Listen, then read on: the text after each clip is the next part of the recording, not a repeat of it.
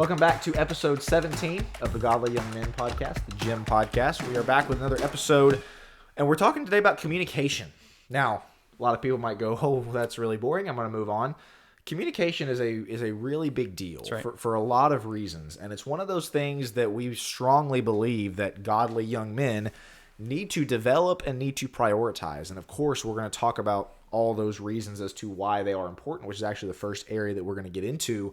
But again, we don't want you to watch this and listen to this and think, who cares? Right. Especially because I'll say, and then I'll let you get into why they're so important. I would say communication skills are deteriorating. And I think primarily due to constant texting. People rarely make phone calls anymore. At least the younger generations, that's kind of a trope with them, right? We don't like making phone calls. We'd rather text, that kind of thing. And so face-to-face communication, stuff like this, talking, really kind of, in my opinion, deteriorating with the younger generation. We don't like to communicate. We don't do it very well. And so this is an important skill for godly young men to develop and to, again, really strive for greatness, to rise above the crowd, because let's face it, a lot of your peers, a lot of the people that are your age, talking, teenager, late teenager, early 20s, they're not very good at this. And so I don't know if you want to speak to that, but also kind of get us into why is this so important? Sure. It's a great way to stand above, to stand out, I would say. And specifically as we think about success in life, you think about success in business. How important is it to be able to communicate effectively in business? I mean, you automatically, if you have good grammar, you're good at writing and you're good at communicating, which a lot of those go hand in hand, or both of those go hand in hand a lot of the time. You're like upper echelon already. You walk into a job and you know how to spell with proper grammar, and you can communicate effectively. You can look people in the eye. We're going to get into practical toward the end, but you can look people in the eye and you're confident and such. Man, that's huge. So this is connected quite a bit to success, in my opinion. And there are few people in life, I guess it does happen, but there are few people in life who look down at their, look down at their shoes the entire time and they're talking to you and they're awkward as all get out and they don't know how to communicate. Take Elon Musk, for example. The guy has Asperger's and is, kind of the... Who's that again? Oh, I'm sure you guys have heard of Elon Musk. I hope you know who Elon Musk is. Yeah. Richest man in the world, Yeah, he's socially awkward because he's kind of on the autism spectrum. How many interviews does he give? He has figured out a way to kind of hack the system, to know how to communicate, because it's that important. Yes. He doesn't get through life just by being a bumbling idiot. Right? I mean, he has to learn to communicate. So from a business perspective, I would say it's huge, but also from a relationship perspective. Yeah, I mean, you think about marriage, obviously. What do they say is one of the biggest reasons why couples struggle and fight is communication. I don't have any stats to back this up. All I've got is personal experience, and maybe you've got the stats in the therapy world and things like that. The better you are at communication, the more solid your marriage foundation will be. People who are not good at communication and who are just not effective at it are going to struggle in their marriage more so at a higher, I would say, percentage than those who are good at communication. And so it's going to help you in marriage. Again, if you develop this skill now and before you're married, or whether you're married or not, and then you get to that point, you're going to have I don't want to say more successful. You're going to have better ways to resolve conflict and all kinds of issues that can come with marriage. Communication helps those things, but also in friendships. That's another thing. It doesn't have to just be boy-girl marriage relationship. Just also in guy friendships, everyday friendships with people at your congregation or at your school or whatever.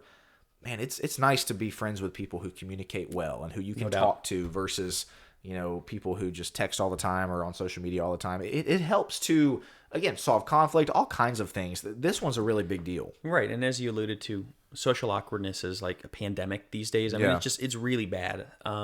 Most people don't want to talk in person, and that does go even with friends.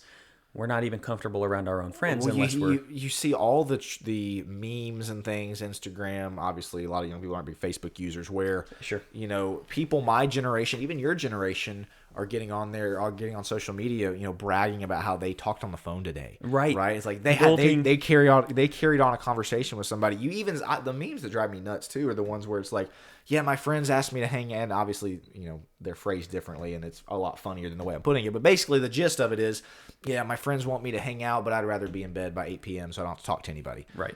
That's kind of depressing. Like, why is that everything that everybody, oh, that's so funny. Yeah, that's me. Why is that us? Right. And so you talk about the friendships. It really is that important. This is why it's important, is because you have an entire generation who would rather Snapchat one another, literally at our distance across from one another. We're talking 3-4 feet across from one another, and they're texting each other, or they're Snapchatting, or they're, it's in the realm of social media. Like, get off your phone, look up, and have a conversation with me, but they don't know how to do it. And so from a friendship perspective, you alluded to the marriage perspective. As a therapist, I do couples counseling, couples therapy, and you'd be surprised at how many of these, you wouldn't be, but people would be very surprised at how many of these go back to simple communication issues. Sure. They don't know, the guy doesn't know how to communicate his emotions. The woman doesn't know how to communicate maybe her thoughts, her feelings, whatever it is. And so it creates this tension, and it also creates misunderstandings and presuppositions. Well, I thought that's what you meant. That's not what I meant. Communication destroys marriages. It's a make or break thing. Really and I is. would say also regarding relationships, not just friendships, not just a marriage, but with God.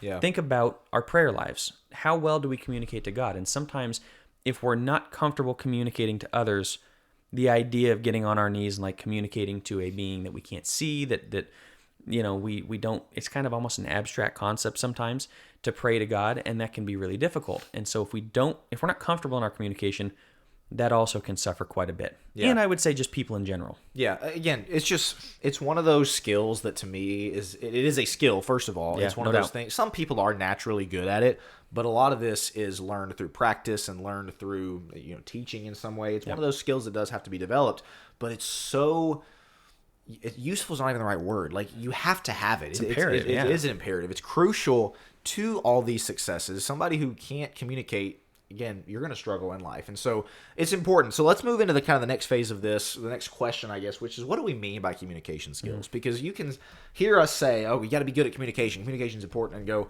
okay, what does that mean? Right. That's a nice word there, but what does that mean? This is probably the section that we'll spend the least amount of time on. We'll hit these rather quickly, but I'd say, first of all, what we mean by effective communication skills is the ability to articulate your emotions.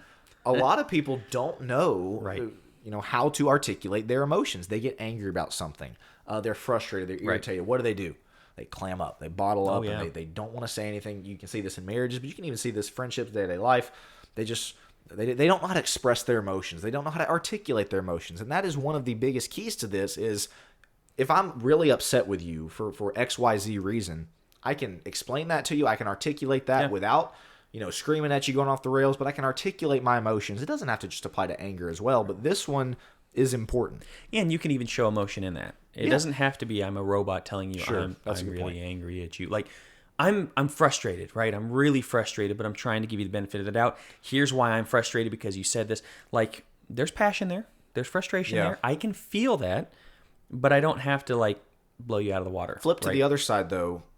Expressing love or expressing appreciation for somebody. Guys can struggle with that too, because we don't want to keep our wall up or whatever. That's exactly it. There's vulnerability on both sides. There's vulnerability. Yeah. Good emotions or bad emotions. You're letting people see a side of you and a part of you that we first have to own ourselves, which we're going to get into later in the outline. But we have to own that ourselves. Yeah. But a lot of people, they don't even know their own emotions. Forget about communicating emotions. They don't even know their own emotions. And so, what do we mean by effective communication? This has to be number one, because the marriages that make it, the relationships that make it, is when you can effectively communicate not just what you're thinking, what you're feeling. But that does go to number two, which is basically the ability to articulate and effectively communicate your thoughts. That's why what you think about something. Yeah, exactly. It could be stupid things. We've gone back and forth on, I think the Beatles are the best band of all time, right? Yeah. You clearly disagree. That's okay. Right. But these are my thoughts. Here's why I'm communicating it. And you say, well, it's not really worthwhile. Yeah, but I have the ability to communicate that. And because I can communicate something trivial, I can also communicate something that's not. Right. Exactly. And this is one that people always blame social media for so many things, and that gets old to me personally. Sure. But I'm going to do it as well. I think this is one of those things where social media can have such a detrimental effect in that people don't have original thoughts anymore. And so if you're a young man and we're telling you, hey, you've got to be able to articulate your thoughts, that kind of requires you having to have some original thoughts, right? Not just getting every single thought that you have, every single opinion from social media or from TikTok or from, whatever everybody else is saying. You kind of got to have some original thought. And again, like you're saying, the ability to articulate that and the ability to express those thoughts, those opinions that you have on whatever scale, the lowest scale of thinking incorrectly that the Beatles are the best band ever. You're entitled to that opinion. Or thinking correctly things like LeBron James is the greatest basketball player ever. I'd agree with you on things that. like that. I'd agree with you. Again, those are trivial things that don't really matter at the end of the day. Can you express or articulate your thoughts on God's word or on the really important things? Right. And so that's, again, just the ability to articulate your thoughts has to be a skill that is prioritized and developed. No doubt, no doubt. Third one we have on here, the ability to talk about difficult and tough things, topics. Because, look, life is made up of those. As a matter of fact, I would say, you may disagree, but I would say the longer we go in the year 2023, we have more difficult topics of conversation maybe than ever. Sure. Because everything is polarizing. Like, you can't talk about politics. Obviously, that's always been polarizing, but you can't talk about social issues. You can't talk about even sports these days without it being a difficult or tough conversation where somebody's going to get escalated. Yeah. Right. Somebody's going to get escalated. Something's going to be controversial. Somebody's going to get upset. Can you have those difficult conversations? So what about, somebody gets upset about evangelism? You're telling them about God, and maybe you guys are the people that hate gays. We've mentioned this in a previous podcast, right? What do we do in that situation? This is where our communication skills have to kick in. So when we say, what do we mean by effective communication?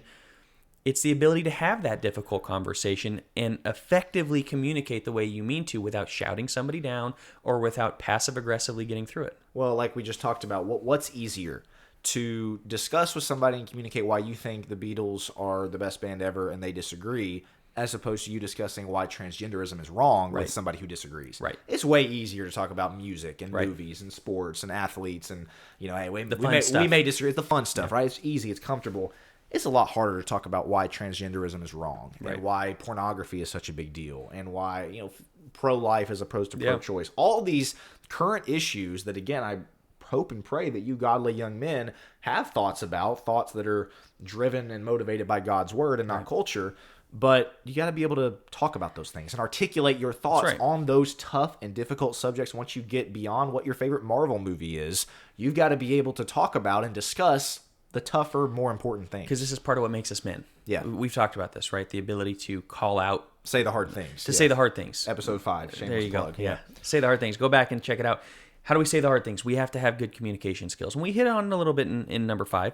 But I think that's why it's so important is the hard things are coming our way. Whether we want to say the hard things or not, you're getting to the point where every single day, the fact that you stand up for truth is you saying the hard things. If you can't communicate at all, if you have zero skills and you're socially awkward and all that stuff, you're going to have a really tough time standing up for the hard things. Right, and this ties us into the next one. And so you're not losing track here, what we mean by this is the ability to articulate your emotions, the ability to articulate your thoughts, the ability to talk about difficult topics. The next one would be the ability to talk through conflicts and disagreements, the ability to work through those things. Again, if your only communication skills are with comfortable things and easy things, what is that going to do to you when you have a conflict in your marriage? Right. And again, the subject of your discussion is not who you think is going to win the NBA Finals. Right. It's much deeper things. It's conflict. It's difficulty within your marriage, even a business disagreement, whatever it is. Man, effective communication really, really helps to work through those things. So a lot of people go back to what their parents did. I don't want to be my parents. My parents yelled at one another. Yeah, but if you don't know how to effectively communicate through these things, what are you going to do? You're going to go right back to what you know, instinctually what you know and what's been shown you since you were a kid. Well, if that's the case, then you fall right back into the same patterns, and next thing you know, you're yelling at your spouse, and why am I doing this? I hated when my parents did this. Yeah, but you don't know how to communicate through it. And so as we're talking about this, the ability to work through conflicts, disagreements, I would ask yourself, how do I handle conflicts? Yeah. How do I handle disagreements among my friends with stupid things, with the Beatles? How do I handle that? Do I find that I'm getting unbelievably upset at this? Most of the time when we get really upset and we fail to communicate, we struggle with communicating through it. It's because it's tied to a much deeper level. It's tied to identity. So if I say that the Beatles are the best band ever and you get instantly upset or something, and you're trying to tell me that I think you're a big Morgan Wallen fan. I don't know. You're trying to tell me that. You got it. It's probably, you have a vested interest in Morgan Wallen beyond what's normal, right? Sure. Whatever it is. If you're finding yourself getting super upset, this is where conflict goes wrong so often, is instead of being able to logically process and communicate through it, we find the emotion getting in the way. We don't know how to articulate our emotions either. We don't know how to articulate our thoughts. And so it's just this ball of wax that like explodes. And then we're like, oh man, sorry about that. It's a problem that compounds. Yes. I think that's a great point. The next one, I guess the last one here, is one that, man, we struggled to articulate whenever we were first talking about this episode and kind of hashing it out. So we may not communicate this one super well, but we were talking about how there's just certain people that when you listen to them, when they get up and not even necessarily a sermon, but like a lecture or a motivational speech, a TED Talk, something on YouTube or something like that, you listen to them and you just, man, you believe what they say and you can tell that they know what they're talking about. Why is that? Is it always because of the content of what they're saying? In my opinion, not necessarily. Right. That might help, of course, and that is important.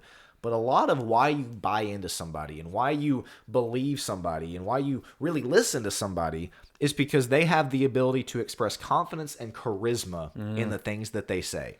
And that's something, again, that's hard for us to define. It was hard for us to kind of hash that out before we started. But that's a key to effective communication, is having confidence and charisma in the things that you say. Because that's what and not that you're trying to get people to buy into what you have to say all the time, but man, expressing that confidence and that charisma is something that, man, people are going to listen to you, and you're going to be able to, again, hopefully, with being a godly young man, using God's word to impact, hundreds of people through your communication skills or affecting your marriage in a positive fashion.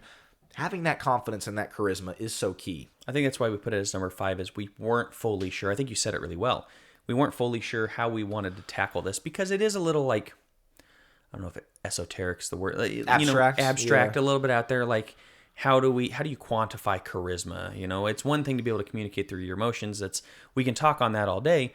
How do you quantify the idea of being able to express confidence, charisma? Like, it's a little more difficult, but it is kind of an inner belief that you have in yourself. And what I would say, it kind of moves us to the next point of the outline, unless there's something else you want to get into. The next, I'll let you get into. The next question that we want to answer is, so far we've answered 2, why communication skills, or why are they so important? 2, what do we mean by effective communication skills? And thirdly, how do we get there? So get us into that first one, how do we get there? And directly to the last one. That's exactly it. Have a ton of confidence in yourself. Yeah. There has to be that level of confidence. And no, we're not talking boastful. We're not talking, arrogant jerk, pride. We're talking somebody who, I know who I am. I know that I have the ability to communicate, what I think. And so I have confidence in myself. And that doesn't mean I always have confidence in every topic that I'm discussing. I had a good friend growing up, and him and his brother ended up going in like high levels of mathematics. Shout out Devin and Lance. Great guys. Very, very smart. Way beyond me. One was like working with NASA in college. I mean, like pretty big. That's impressive. Big deal. Yeah. So he'd start going off on these things. I'm like, what are you talking about? I have no idea. It's not the fact that I'm super confident in my math skills. I'm an idiot when it comes to math. I have no confidence in that. I had confidence in my ability to ask him questions, which we'll get to, but I had confidence, like, I don't have to be the guy that knows everything all the time. I'm confident enough in myself that it's okay if I'm not the math guy too. Like, I can just be Joe. You're assured of yourself. Right. Even if I you can don't be have all the okay with answers. who I am. So in my communication with them, it was a lot of questions because I didn't know half of what they were talking, probably more than half of what they were talking about. But I'm also confident in the things that I know, and I can share that hopefully effectively with other people. And so the confidence doesn't mean we have to know everything about everything. And it doesn't mean that we have to bulldoze over everybody in conversation. Like, I'm the confident guy in the room. Let me tell you about everything. That's not what we mean. Right. But again, shameless plug. Episode, I'm going to mess this up, 6, I think, was confidence versus arrogance. I said a few episodes ago is probably my favorite because it is so key to a lot of the stuff that we're discussing. You can't be arrogant. Pride is wrong. That's something we hashed that out in that episode. It is an abomination to God to be prideful and to be arrogant. It is not an abomination to God to be confident. To be confident in the things that you say. And what so many young men are lacking when we were first sitting down to discuss this podcast in general about, hey, what is it that we think godly young men need to know? This was such a big one because the world and culture is kind of shouting down men, and so young men are not really being taught about the importance of confidence, and so we got a lot of unconfident young men, got a lot of insecure young men in so many areas, and man, confidence is so key for this one in your effective communication, not just public speaking, not just, for those of you who might preach or teach or whatever, doing those things, but also day-to-day conversation, to not be the guy that kind of shrinks back. And we've talked about before about just being a yes man and yes to everything everybody says, and just kind of the guy that never really takes a stance on anything. Right. That isn't unconfident. I don't know if that's a word or not. I'm not very confident whether or not that's a word or not, but it's something that nobody really enjoys being around that type of person. Right. You'd rather be around the person that is confident in things that they say, and confident in not just the things that they say. I think you brought up, maybe I don't know everything about it, but I'm self-aware enough, and I'll let you get us on the next one with that, to know I don't know everything, but I'm still confident in my ability to carry on a conversation with this person, to ask them questions, to do whatever. Well, yeah, because this goes to point number 2, which is self-awareness is key. Like, as we're talking, how do we get there? Yeah, confidence is key, but self-awareness is kind of the key to confidence. Yeah. How am I confident in me talking to you? How am I confident in me talking to clients, whatever it is? I feel like I have the self-awareness, and maybe that's part of, I don't know, I'd like to think that's not arrogance. I'd like to think that's more confident. Yeah. I'm confident that I don't know everything, but I'm also confident in the things that I do know, and the self-awareness is the ability to delineate between the two, to know the difference. What do I not know? So the guy who comes in feeling he knows everything, you're not self-aware at all, because there's always a bigger fish, as Qui-Gon would say. There's always somebody who's smarter. You quoted that in another episode. I remember that. I love that quote. I mean, I'm telling you, George Lucas, the rest of the script in Star Star Wars was horrible in the prequels. The rest of the script is horrible, but he got that one right. There's always a bigger fish. There's always somebody who's smarter, who's better, who's whatever it is. Self-awareness is the ability not to beat yourself up. It's the ability to look at it and go, maybe I don't know everything about that, and that's okay. That's okay, because I want to know, and to kind of be aware, specifically when it comes to communication, how you're being perceived, how you're coming across. Yep. You have to know that in yourself. So I can read it in your face, right? But there's kind of this inner like, yeah, maybe I don't fully know what I'm talking about here, and that's okay. Let me ask some questions. So my son Jackson is 17 months old, and so many fun things ahead in life as far as parenting goes with him. But obviously my number one goal with him is that me and Rachel raise him to be a faithful Christian man, a faithful Christian warrior, really, not even just your average Christian, but somebody who fights for God and fights for the church. Aside from that, which is the most important thing, honestly, probably my second biggest goal with him is to make sure he turns out to be a self-aware adult. That's such a big deal with me. People who are not self-aware, it's so brutal to be around those types of people who you can tell they say things that they probably shouldn't say. They're not very aware of maybe how boastful they're being, or how they're just dominating a conversation, or whatever it is. Awkward, awkward. They're just not very self-aware.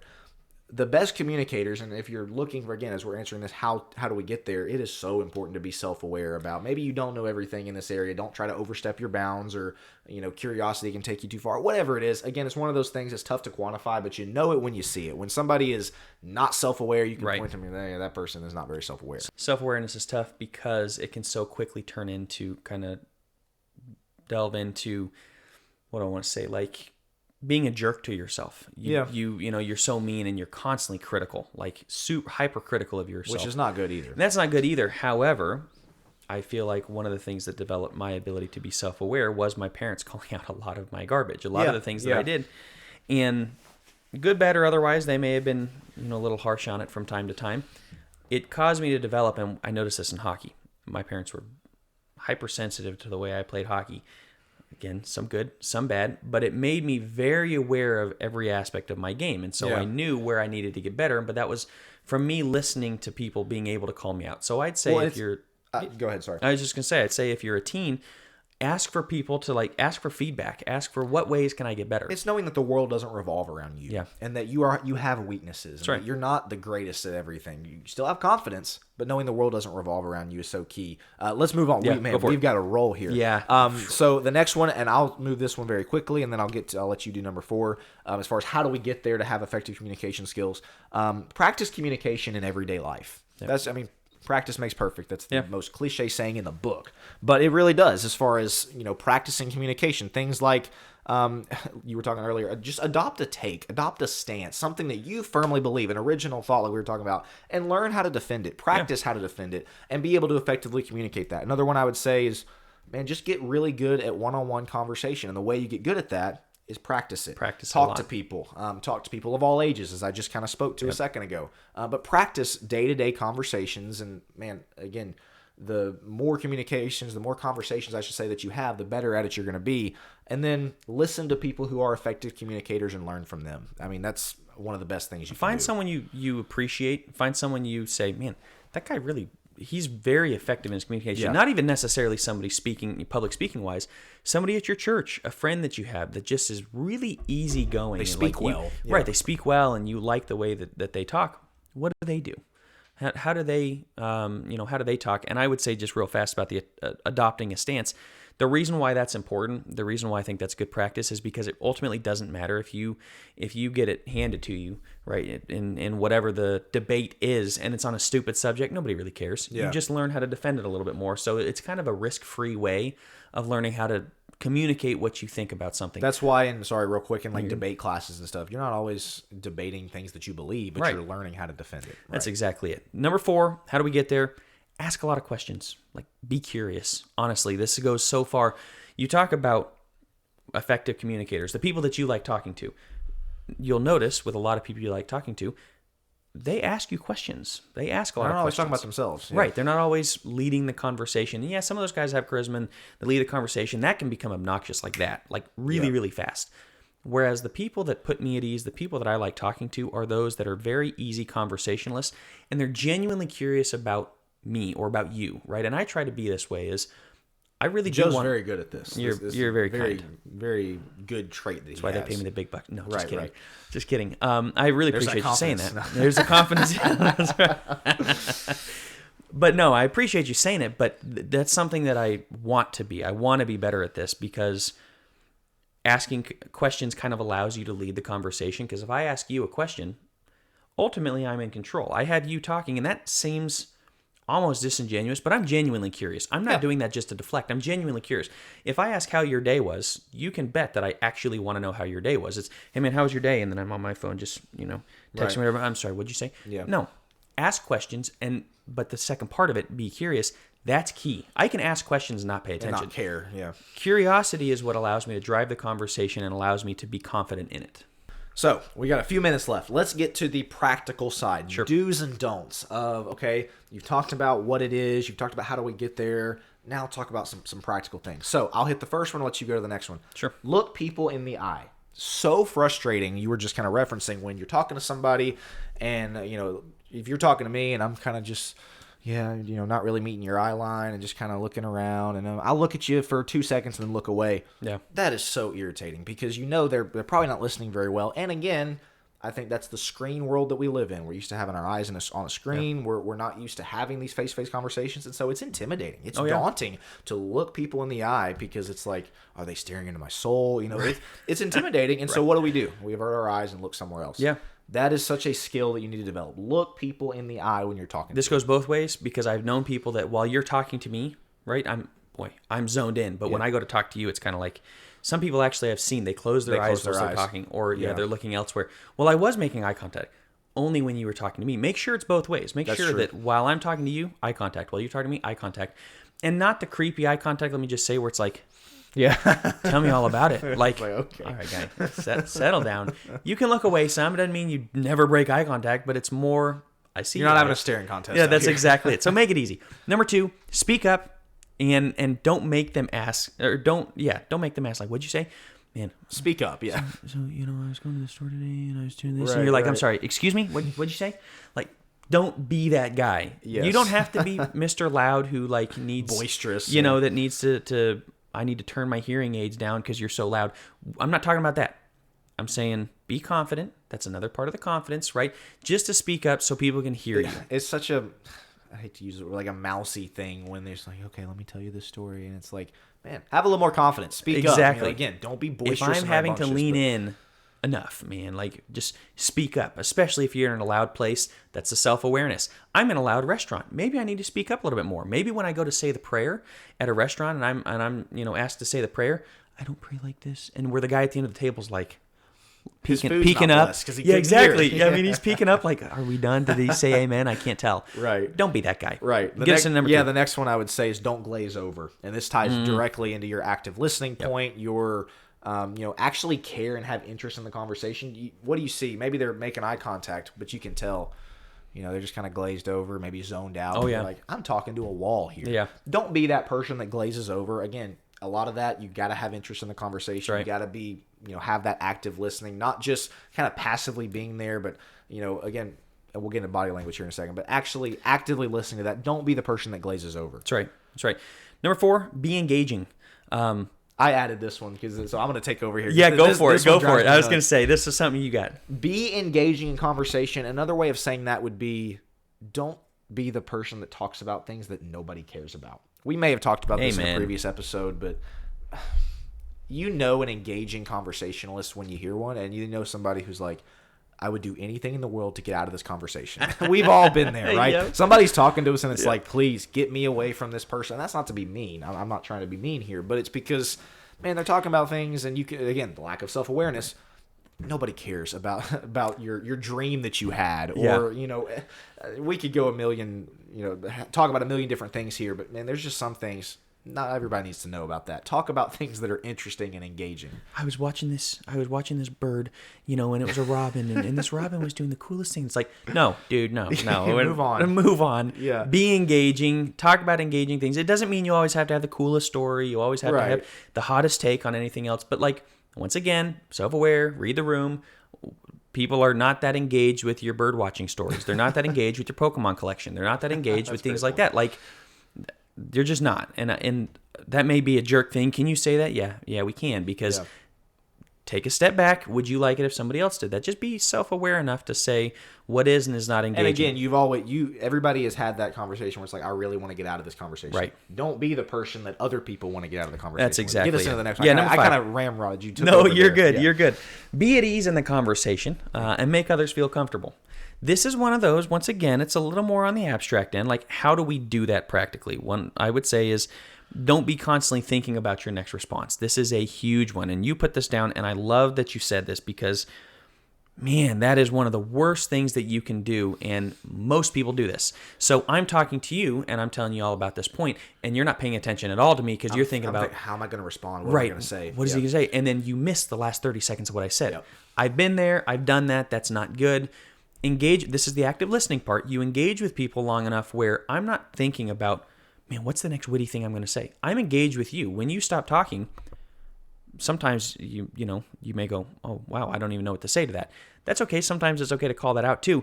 But you can ask another question. Most of the time you get better at thinking on the spot. So just be comfortable, be at ease. What else helps? Well, the way that I put this one is, again, we've all been around people who it's just kind of uncomfortable to talk to them. The best conversations, again, not to pump your tires too much here. Joe's really good at this. About you're talking to him, and man, it just makes you feel really comfortable. Maybe it's somebody who you've never met before, and you're trying to make conversation with them, and they just have a really natural way of making you feel at home, making you feel comfortable. That is such a skill, and that's what we're talking about here. Is number one, you be comfortable in the conversation. You be not overstressed, and because you hear people who are always, like you said, trying to figure out what they're going to say next. They're anxious, overanalyzing, and they're anxious about every single thing they're going to say. And then you have people who are just comfortable talking to somebody. So be that person. Then also, like I was talking about, something you do really well. Be the person who makes others feel comfortable. That one's big, really big as well. Get into number 6. Yeah, show proper body language. And I was trying to explain this ahead of time because I put this one on the outline. Well, how do we even show this? So if you're not watching, you're not going to fully understand. So make sure to check out our YouTube. Yeah, I was going to say, all the more reason to watch us on YouTube. Be watching on YouTube. But, when you're doing this and you're your arms are kind of folded and you're hunched over and I'm talking. Kind of slumped. And I'm talking to you, but what does this convey? I'm not. You're very closed off. I'm very closed off. Exactly. I'm not confident. I'm closed off. I'm hunching my shoulders. I look like I'm freezing because, you know what I mean? Yeah. And some people talk this way. Some people are tapping their feet the entire time. What does that convey? Conveys I'm ready to get out of this conversation. They're nervous, or they're just done with me. They want to move on. We don't want to convey those things, but body language conveys a lot. Yes, the facial expressions. You want to be aware. Look yourself in the mirror and sometimes ask people, hey, how do I engage in conversation? Do you notice anything about me? Sometimes that's helpful because you'd be surprised at the tics that some people have. So explain what the alternative that would be. Square shoulder, open your shoulders, open your chest.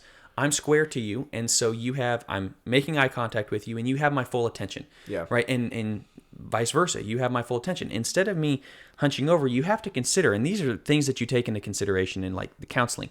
I don't put a desk between me and the client. Most of mine's online, but I don't put a desk between me and the client. Why? Because it conveys something. It conveys there's a wall between us. You want to have an open stance. I also don't close myself off with clients. Like, chest up, look the person in the eye, make sure you're square toward them. If I'm facing this way, but I'm talking to you and I'm looking over, I want to get out of there. You've got more important stuff Exactly. going on. I want to get out of there. I'm not even facing you. So square yourself to the person. These are basic things, but you'd be surprised how many people miss it. And you might be looking like, okay, who cares? No, this stuff matters. Right. This is how people get really good at communication and how you get people to want to talk to you and want to listen to you. Perception's huge, Yes. and this is all subconscious. They're not actively thinking, wow, he wants out of the conversation. Subconsciously, they are. I guarantee you, subconsciously, they're picking up on every last thing you're doing. And so this isn't to freak you out like, man, I really have to pay attention to everything. And overthink everything. Right, overthink everything. We're not talking about that. We're talking about be at ease in the conversation, be confident in what you know and what you don't know, be willing to ask those questions. And when you're at ease and when you're showing people the proper, like, man, I'm just engaged with you. People realize that subconsciously and a lot of times consciously. And it makes them feel better. Like, That's it's such a nice thing. And we understand we're throwing a lot at you here. And right. This is one of those things that maybe you're telling yourself, I'm not good at communication. These are not things you're going to pick up just like that. Right. I mean, maybe there's one practice. person out there that's just going to immediately pick it up. I doubt it. It takes practice, which is why we hit that point earlier. Work on these things. We're giving these things to you not to just bury you in information and right. not to make you feel bad about yourself. We're giving these things to you so that you got a list of things to work on. The last thing, and then we got to wrap because we've right. gone long here, is kind of the opposite of what you're saying. So you got to show proper body language, you just covered. But then the other thing about it, read the room. When it comes to reading other people's body language, there are going to be times when you're fully engaged in a conversation and the other person's just not. Right. We did the How to Talk to Girls episode. There's going to be times when you're trying to talk to a girl and you're really interested and she's really attractive and you just got to read the room and know maybe she's not that into you. Yeah. And there are various ways you just kind of talked about. You can kind of get a feel for, they're kind of glazing over. They're not really interested. I'm boring them or, whatever it is, fill in the blank. Maybe you can speak to some more of those things, but read the room and kind of learn to evaluate and look at other people's body language as well. That one is probably one of the more tougher skills to acquire. Yeah. It's kind of why we had it last. I would say the other things are probably more important because it's your communication. But man, there are some times when you just need to learn and to know, this person's not super interested. Yeah. Doesn't mean you need to feel bad about yourself. You were the one who was engaged, but maybe you shut the conversation off a little early. What I would say to help with this and reading the room, literally read the room. Like, sit down and people watch. I love people watching. It's fascinating. Don't be a creep, but you know what I mean? Yeah. If you're sitting in a public space, you go to a mall and you're sitting in the food court, notice people. Notice what they're doing. Notice how they talk to one another. What things do you think worked? What guy is engaging? Things like that. I'm not saying eavesdrop on conversations. I'm just saying be aware of people around you and notice what they're doing well. And sometimes people watching can really help. And that requires putting the phone down. And sometimes we are not anti-cell phone. We're not those people that are like, get a flip phone or, these young people and their devices. That's not us. We both got iPhones and we both are on iPhones quite a bit. However, to be good at these things, to be effective at what we're doing right now, the less screen time you have, probably the better you're going to be at it. Right. And I think we probably will devote a full episode to kind of phone etiquette and really what godly young men need to do as far as cell phones, because it's the world we live in. But to your point, this is where we'll wrap. The ability to be good at those things, the ability to notice those things is to not always have your AirPods in and to not always be staring at a YouTube video. Unless it's the gym podcast, in which case go for it. There you go. Always be watching. No, we obviously think that this is super important. And again, it's going to help you in every phase, every aspect of your life, business, relationships, marriage, your relationship with God. This should not be something that you just kind of push to the side and be like, that's not really important. Yeah. It definitely is. And your relationship with yourself as well, just to throw that in there. Yeah. Being confident, communicating confidently, communicating your thoughts, and letting yourself be known. It's not good for me to be alone, man. I quote that all the time. It's not good for me to be alone. Scripture says, right? Genesis 2:18. Communication's how we are not alone. We can be in a room surrounding, a room full of people and be alone because it's just us and our thoughts, and we don't know how to communicate who we are. Learn to communicate who you are, and you'll never be alone. Yeah, that's great. So we're going to wrap right there. Yep. As always, we invite any feedback, any comments that you have. I don't think we have any kind of, spicy, hot question for them. We went super long on this. But any feedback that you have, if there's an obstacle that you face to communication that maybe we didn't cover or something that you have found really helpful that we didn't cover, let us know, because this is something that we want to share. We don't have all the answers. We always say we want to share thoughts and information on. So we are going to wrap right there. This has been episode 17 of the Godly Young Men podcast.